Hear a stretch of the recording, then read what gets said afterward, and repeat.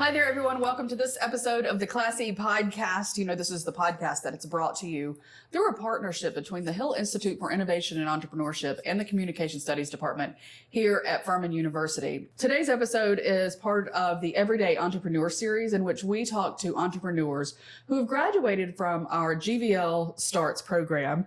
And the reason that we're doing that is we want you to hear their stories and be inspired by them wherever they are in the process of their venture. So today we have a very special guest, Chris Sexton, who is the owner of Sexton Smoke and Grill and a new venture that he's calling Mr. Sauce It Up. Chris, welcome to the show. Thank you for having me. Chris, I'm so happy that you were able to join us today because one, I'm going to look right into the camera for the YouTube people. Chris's food is amazing. Now, when I was I was a broadcaster for 20 years. Mm-hmm.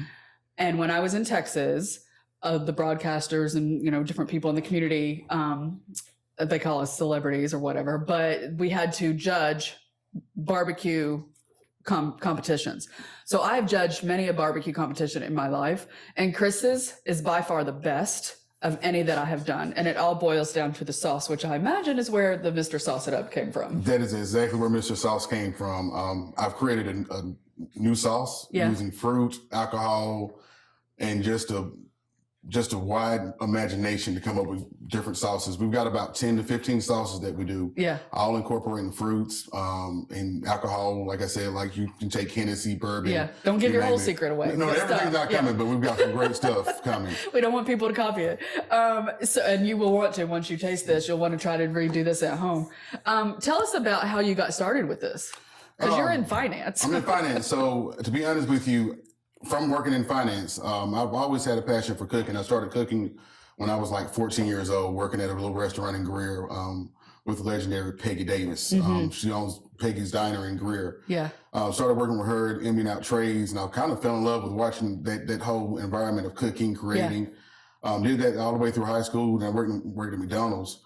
But the sauce and the cooking came from truly talking on the phone with a guy from Mississippi on the phone about a cardio. Oh, wow. And he asked me what I was doing for Thanksgiving. I told him I was going to try and fry a turkey. He said, you need to smoke it. Yeah. And that day I smoked a duck, a turkey, and a turkey, and a Boston butt. Wow. And they all came out great. Yeah. So on your first try. First try came out great. Not perfect, but great. Right. Yeah.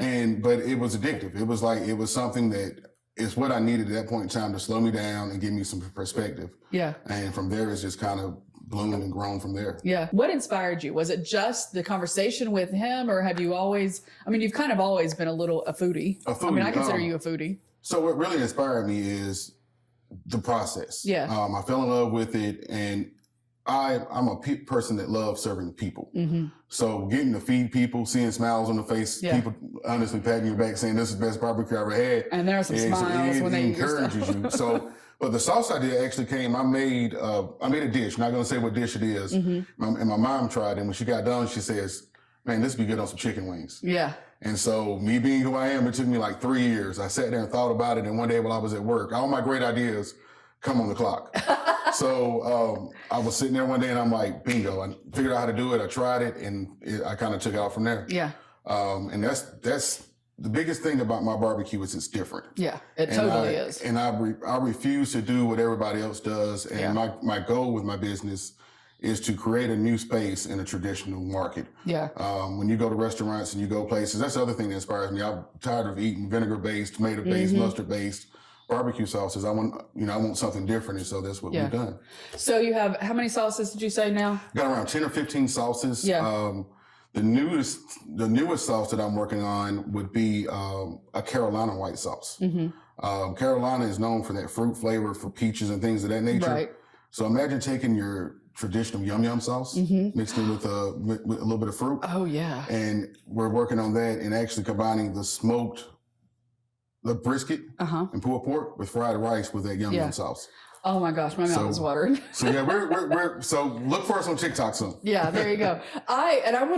When we were in Greenville Starts cohort together, and the first time I tasted Chris's sauce, I was like, Chris, you need to call this the best damn sauce ever. And that is actually the slogan, the best damn sauce you ever had. Yeah, yeah. I love it.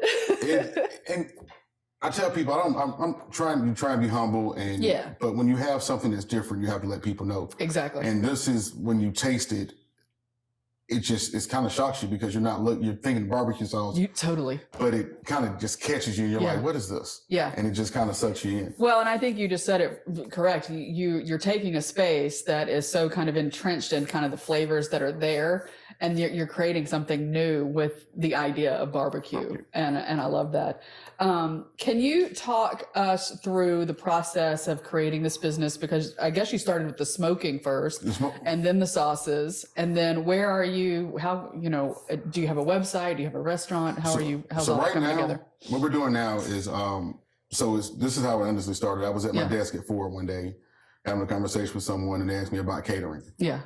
So I hopped online in between calls, looking at what I had to do to get started. So I went online, I got my EIN, established my business, and kind of got in touch with the state, got everything going. Yeah. That was in 2016. So for the last 3 years, off and on, I've done a lot of catering, a lot of on-site. My biggest thing is on-site grilling. Yeah. I put on quite a show when I grill. Yeah. I mean, you can tell with his personality. Like people, you're the entertainment and the food. Yeah. So if you're looking for an entertainer and a grill master, I'm your guy. So that's my big thing is I travel, I take my grill, I like to set up shop. Yeah. And I also I had been working before I took my current job with the church during their Wednesday night Bible studies. I'm big on, like I said, my dad's a Baptist preacher. Right.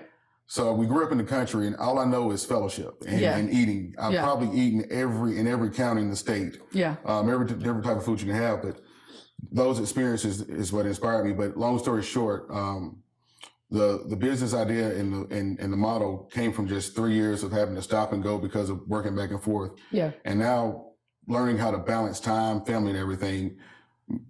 The Mr. Sauce Up will give me the opportunity to kind of work and service people and enjoy it. And I also let my personality shine through Mr. Sauce Up. Yeah, yeah. So I want to talk a little bit about, because entrepreneurial, ventures it's a journey, right? Mm-hmm. And I know we all have setbacks, and I know that you've had some setbacks, including a health setback for a while that kind of made everything go on pause. So how are you doing now? And let's talk about the setbacks and how you overcame them. Wow. So it's crazy. The night that we had our finale, our big pitch. Yeah. I found out I had a nodule on my thyroid, but that they had to go in and remove. Yeah. They thought it was small, but it didn't mean like the size of a baseball. Wow. So it sat on my chest, and it kind of impacted me. You're dealing with things like that. It impacts that your thyroid is your gas, and it keeps you going. Yeah. So for like the last 3 years, I've ran on nothing but adrenaline, and you didn't know it. Right. So it's taken me a little bit of time to adjust to being normal and not having that excess energy and just, being actually knowing what it feels like to be tired and have to take a nap. Right. So for the last 6, prior to that, I ran on pretty much adrenaline because of thyroid, and now we're back balanced. But it gave me an opportunity to really sit back and refocus and kind of give me a bigger hunger for what I want to do. Yeah. I've looked at food trucks and things like that, but the crazy and the funny fact about me is I've had 22 wrecks in my lifetime. 22 wrecks? 22 automobile accidents. Oh my goodness, Chris. So me driving a food truck probably ain't what nobody around here wants. Like me and the food truck having 22 accidents. Yeah, that's not a good mix. So yeah.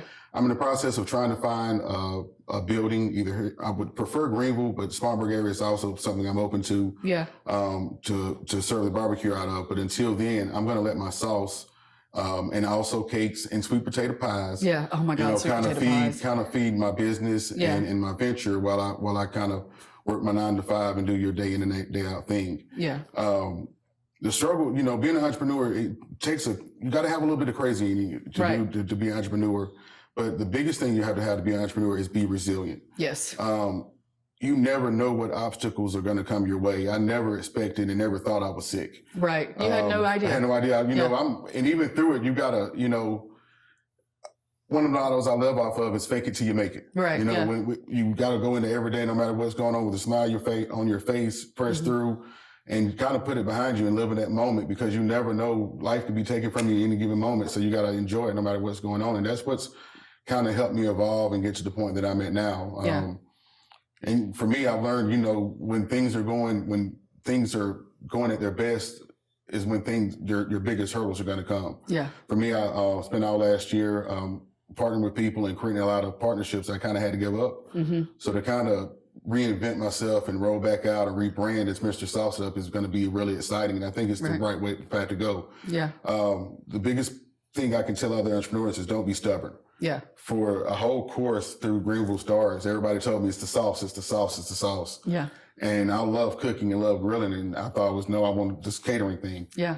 And a couple of weeks ago, I'd say a couple of months ago, it finally dawned on me, hey, you've got a product that nobody else can do. Right. This is your lane and this is your angle. Right. I'll still grill and barbecue and do the barbecue and whatnot, but I have a gift that I got to give the world. Right. That's your foot in the door, I think, the barbecue. But the sauce is so scalable. I mean, it gives me goosebumps just thinking about where you could go and seeing this on grocery store shelves. I mean, it really does. That's my ultimate goal. My ultimate goal. I mean, I literally just got goosebumps. We've got here in Greenville, we've got the Duke's manufacturing. I want to have something similar to that here, just pumping out sauce. So hopefully one day you can get in, your Chick-fil-A, go to McDonald's, get a sauce packet, and you'll see my pretty face on it. There you go. I love it. I love it.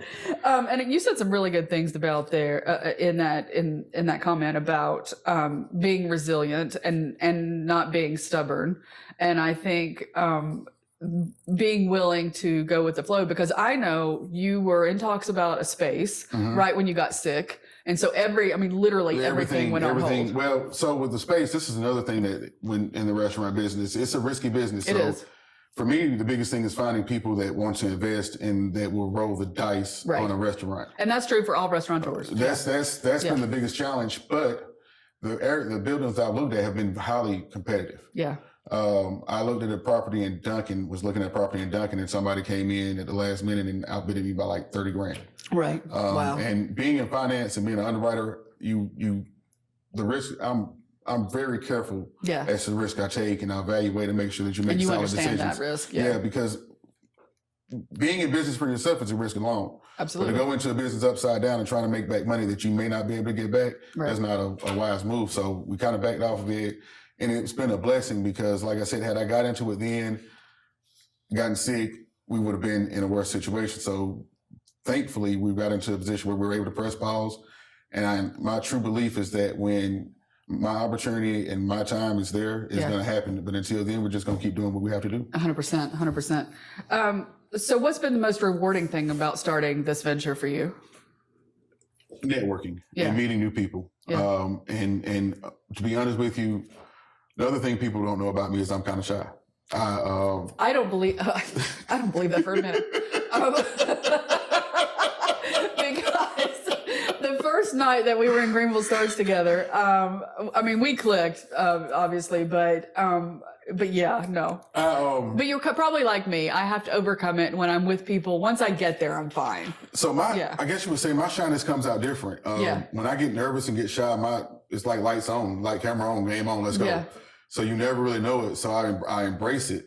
And being able to, this has taught me how to fight through that and how to really, and just having a good time meeting new people. And the biggest thing I think I'd say is just learning. Yeah. Being an entrepreneur has taught me so much and it has stretched my limits. And so when I was younger, I was a hothead. Something happened and I'm fired up. Right. And so for instance, a couple of weeks ago, first time back out, and I go to leave and my grill catches a flat tire. Oh no, yeah. And the old me would have been saying Sunday school words and throwing stuff, and all upset. We just pressed pause and regrouped, and it has made me grow and develop patience and made me understand that some things you cannot control, and if you can't control it, you just move on.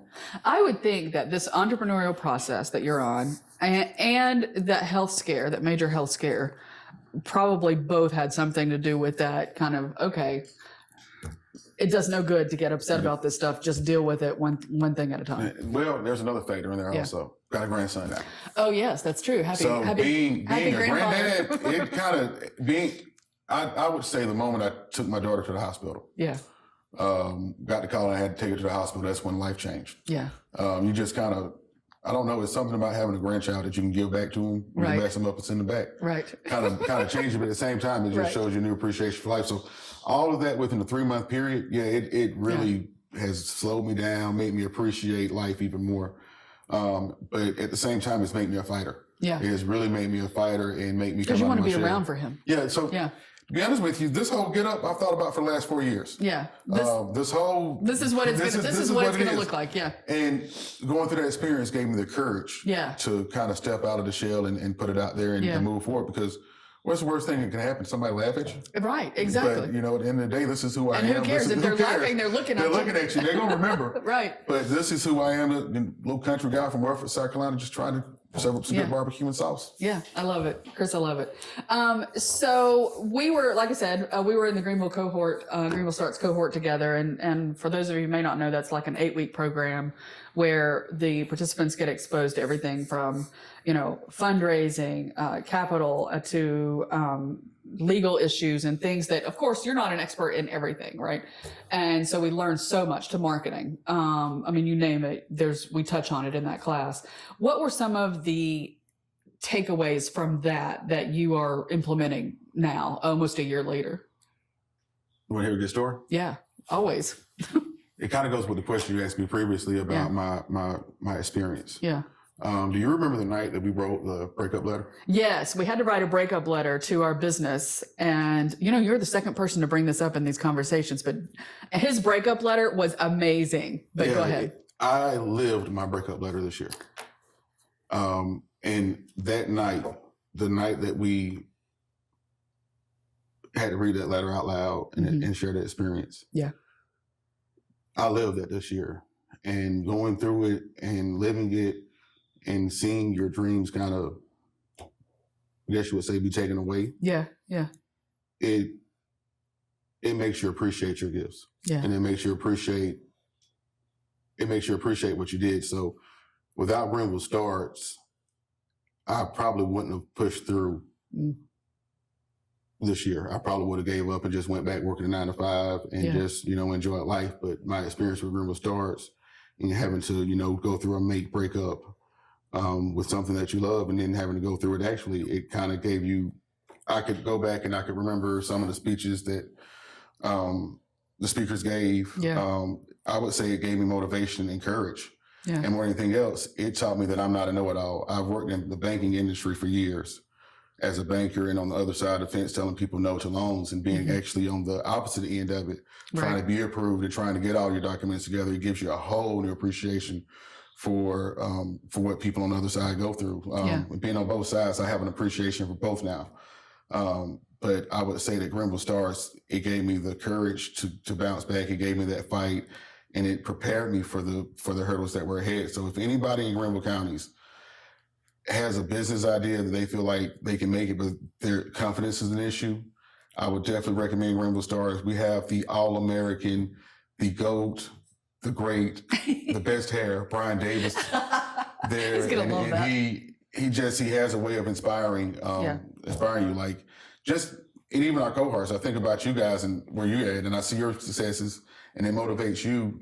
You see other people being successful, it pushes you on. 100%. Which is the whole reason we do this podcast is to share your all stories with the public, so that we can encourage other people to go ahead and follow their dreams and create their ventures, and you talk about, Greenville Starts being an inspiration. You're an inspiration to, I know, our entire cohort. I appreciate it. I appreciate it. I think, God puts you in a certain place at a certain time. And I feel like that was the perfect time, because like going into it, I'll be honest with you, toward the end of class, I kind of felt like something was off. Mm-hmm. What it did, it drained me. It drained me, and it put me, I don't like talking about this aspect of it, but it impacted my mental health. Yeah. It gave me some anxiety and put me in a depressive state. And that's not me. I'm 100 miles per hour, 100 days a week. Yeah. So at the end of that class, it was like, okay, what we got going on? And you guys really pushed us through. It's like a family. It's not just like a class. It's not just like a group of people. It feels like family and a cheerleader group. Yeah. I've coached football, played football. I love sports, and I love that team aspect. And that's what it felt like. Each week, it wasn't a competition against each other. It was a way that we could push each other to get each other better. It's been a year and a half now. And when you can go back and recall specific conversations and specifics in a needed time, that's when it had an impact on you. And that's what Greenville Starts had to me. Yeah. put a lot of information in this encyclopedia up here. Yeah, I love that. I love that. What advice do you have to other entrepreneurs that you either from Greenville Starts or just your personal experience? I'm going to steal one from Ted Lasso here. Okay. The great Ted Lasso. Lasso. Ted Lasso. You got to believe. And what Deion Sanders says it also, that's number one is believe. You got to believe in yourself. You got to believe in the process, and you got to trust, that the good Lord put you in this position and gave you whatever gifts that you have for a reason, and you have to follow the plan and the process. When things get hard, you got to go harder. Yeah. And when things get easy, you got to kind of scratch your head and say, why is this so easy? And know that something's coming. Right. Just being 100% honest, be prepared because something's around the corner. Yeah. The other thing is I'm a Florida State fan, and the reason I'm a Florida State fan is because of Bob Bowden. He talked about a lot about what you do when people aren't watching you. Yes. And as an entrepreneur, it's what you're doing behind the scenes, and when people aren't watching you is what's going to make you successful. I cook a brisket 26 hours for it to be gone in 30 minutes. Right. So it's what I do behind the scenes, and the effort, and what people don't see is what makes you a great entrepreneur and great at what you do.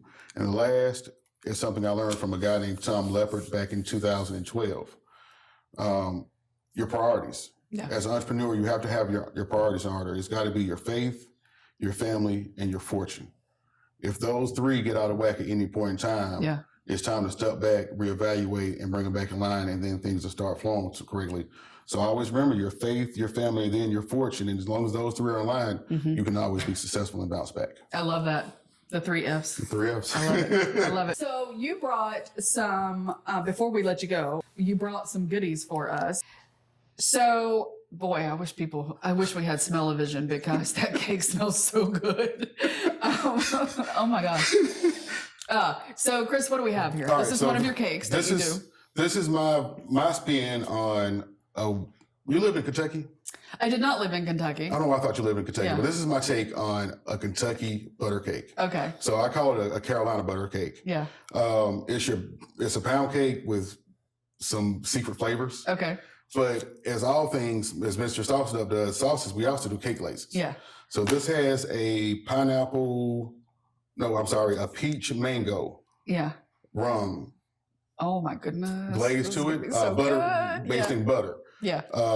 Something I came up with. I am the king of taking a recipe and turning it into my own. Right. So that's what I do the best. I don't, if I go out to eat, I'm probably going to take two combos, Right. two meals, and turn them And into put one. them together. So this is kind of what I've done with this and created my own flavor. I feel pretty confident. I'm willing to bet you $1 to your paycheck Okay. that you've never had a flavor like this. All right. Let's see it. Let's see.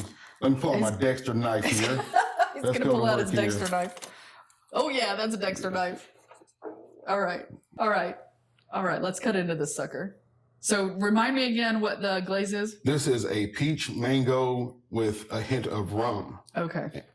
and some other stuff that I can't really share with you at the time. Right. Let's go. Cheers. Cheers. Oh my gosh. Mama, where you at? Come on over here, get smacked. That is so good. Did you say Mama come over here and get Come on smacked? over. Come on over. Oh yeah. So we're gonna have to change that phrase. Or add to it. The best damn sauce, the best damn glaze. Because this is good stuff. Thank you so much. Thank you so much. Oh my goodness. All right. So again, we'll have the links to how you get in touch with Chris wherever we're posting this podcast, both on YouTube and all of our podcast channels. Just look under the body copy, and you'll see that there. Because if you are having an event, you want to hire Chris to cater that event. Again, it's the entertainment and the food. The food. You can't beat that. Let me tell you. Yeah. I ain't mean to interrupt you, but it tastes good. It does taste This good. tastes good. Kayla's her I mouth is am water right a now. pound cake foodie, and Yeah. I think I found something here. I think you have to. Not to brag, but yeah. I think Well, I right. can't put it down. I think you have to. I've got to finish eating so I can say the rest of the show, so I can close the show out. Oh my gosh. So good. All right. how do people get in touch with you if they want to get some sauce or they want you to cater an event? Cater event, you can find me on Facebook, Chris Sexton or Sexton Smoke and Grill. Also on Instagram is Chris Sexton or Sexton Smoke and Grill. Email me at sextonsmokeandgrill@gmail.com, www.sextonsmokeandgrill.com. And that's just Sexton's Smoke, the letter N, grill.com. Or you can call me 864-680-4629. We've got the sauces. All right, Chris, thank you so much. Thank you. It's a pleasure. Anytime. Yeah. So remember, if someone you know is an entrepreneur or has an idea, Greenville Starts is a great place for them to get started. Or if they're somewhere in the process along the way and they just need that little extra and to learn things that they don't necessarily know, then that's a great place. So in order to get into the next cohort, all you have to do is Google Greenville Starts and Furman, and it should be the very first link that pops up, and get yourself on that list. The other thing I wanted to remind everybody of is that we have the Paladin Pitch Competition, which if you are a Furman student, you can win $10,000 for your venture. That's coming up in April, but you have to participate in some pitch competitions before that. So contact the Hill Institute, get your pitch to them and start working. And then from all of those pitches throughout the year, they'll choose the finalists to pitch in April. So be thinking about that, be brainstorming. If you want to do something, now is the time to do it. So that does it for this episode of the Class E Podcast. I'm your host, Mary Sturgill. Remember, this podcast is brought to you through a partnership between the Hill Institute for Innovation and Entrepreneurship and the Communication Studies Department here at Furman University. It is produced by student producers Kayla Patterson and Eliza Pollage, a true example of the Furman advantage. And remember, you can get this podcast two ways now. You can listen to it wherever you listen to your podcast. We also have a YouTube channel where you can watch it and you can see this beautiful cake that we just ate and see us eating it. And we also follow us on TikTok if you're on TikTok, because we just started a brand new TikTok channel, and you'll see a lot of the outtakes and a lot of cool stuff on behind the scenes stuff on that TikTok channel. Until next time, everybody, dream big.